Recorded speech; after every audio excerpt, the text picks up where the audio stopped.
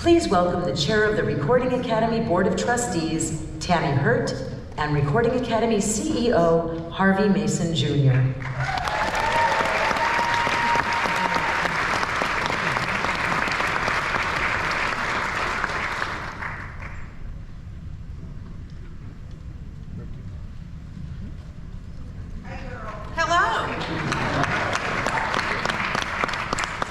The Trustees Award, conferred by the Academy's National Trustees to individuals who during their careers in music have made significant contributions other than performance in the field of recording. Though, as you'll see, a recipient may also be a performer. Today, we're honoring these individuals in this category tonight. Henry Diltz photographed more than 250 album covers and continues to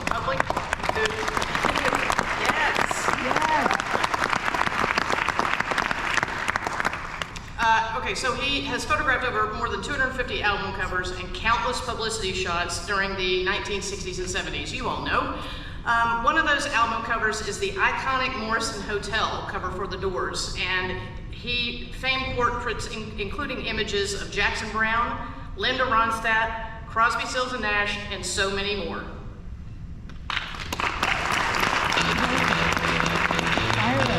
His artistic eye, his keen sense of timing, and his skill with a camera have allowed him to capture some of the most iconic images of music history. Henry Diltz was there to shoot Crosby, Stills and Nash on a tattered red sofa for the cover of their debut album. And he was there to snap the Doors behind the glass of the Morrison Hotel for the cover of that album.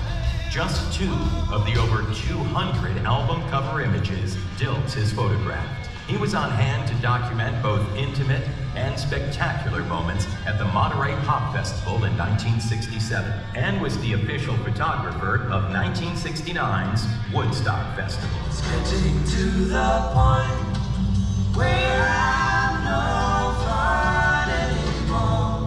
Throughout the 1960s and 70s, when the Laurel Canyon scene was the center of the pop music universe, Diltz's images beautifully presented the scene's talent at work and play, including such subjects as James Taylor, Joni Mitchell, Neil Young, Linda Ronstadt, the Eagles, the Mamas and the Papas, and Frank Zappa. His warm, naturalistic approach to imagery only served to underscore the magic and appeal of such performers as Jimi Hendrix and Paul McCartney.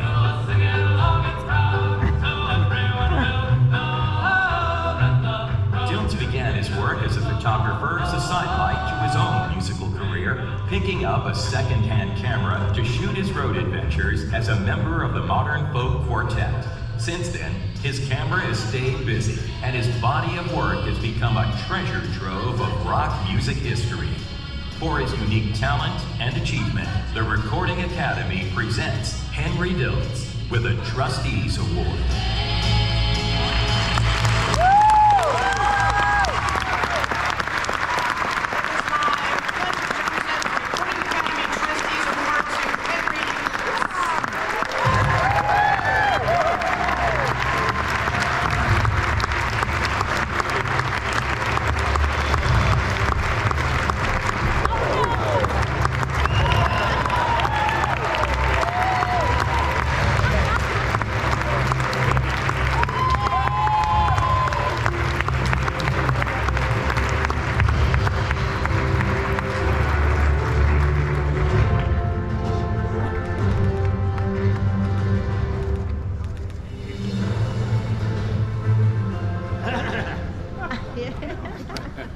Did that on purpose. Well, thank you to the Recording Academy. I'm very proud and happy to get this award. And I want to thank the universe, too, because it's the universe that put the camera in my hand. I was happy being a hippie folk singer, singing with the Modern Folk Quartet. And then one day we played University of Michigan. The next morning when we left town, we saw a little secondhand store. And we all walked in there to buy something we didn't need.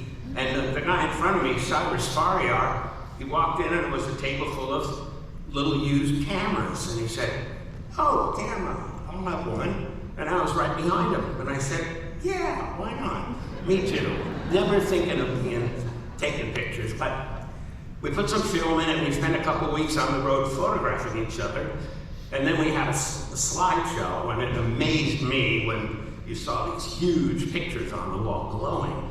And I said, man, I want to take more of these pictures. Well, I lived in Laurel Canyon, and all my friends were musicians, and I would spend the day photographing them. Eventually, they all became famous. It's a lucky break for me. And then the phone started ringing, and I started doing jobs. One day, the phone rang in my kitchen up in Laurel Canyon, and it was a renowned lighting director that was an old friend of mine. His name was Edward Herbert Beresford Monk, and his friends called him Chip. So Chip Monk called me, and he said, Henry, we're gonna have a great big music festival out here in upstate New York in a few weeks, and you ought to be out here. And I said, well, Chip, I don't know those people. How am I gonna get a photo pass? And he said, I'll have the producer, I'll speak to the producer, he said. And the next day the phone rings, and it's Michael Lang, and he says, Chip says we need you. I'm sending you an airline ticket and $500. Click. That was it. And that's how I became the Woodstock photographer.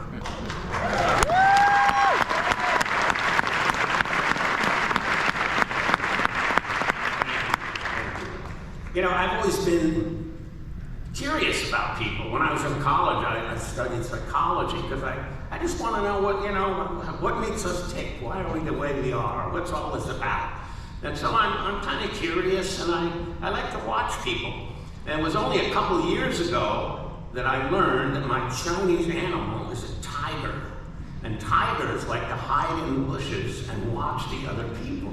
So that's kind of what I do.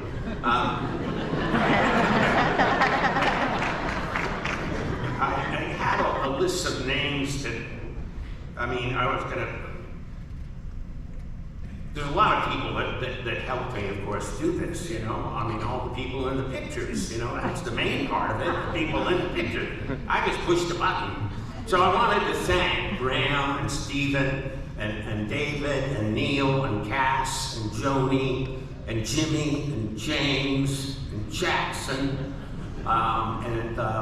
Dewey and Jerry, Garth and Tricia. I have to thank Mickey and Peter and Mike and Davey. I have to thank Paul and George and Ringo. I never stopped, never took a picture of John. So I like to read the Indian gurus, Yogananda and Swami Satchidananda, and I read their books. And I read one day in Swami Satchidananda's book, The Golden Present.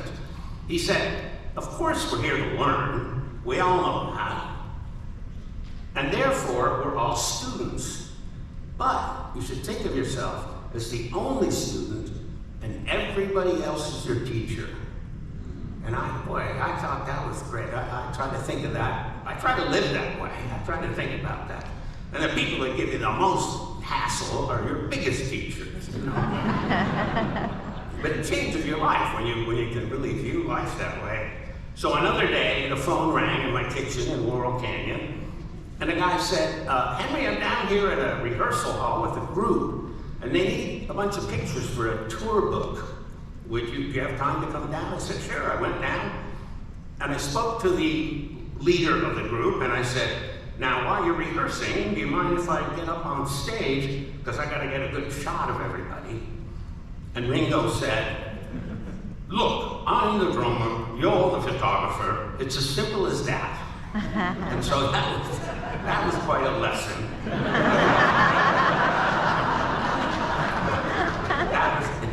He was my teacher, for sure. So once again, I want to thank the Grammy people and my friends and my family and my helpers. I want to thank the angels and the universe. So thank you, and 2 words of advice. Behave properly and be happy. Yeah.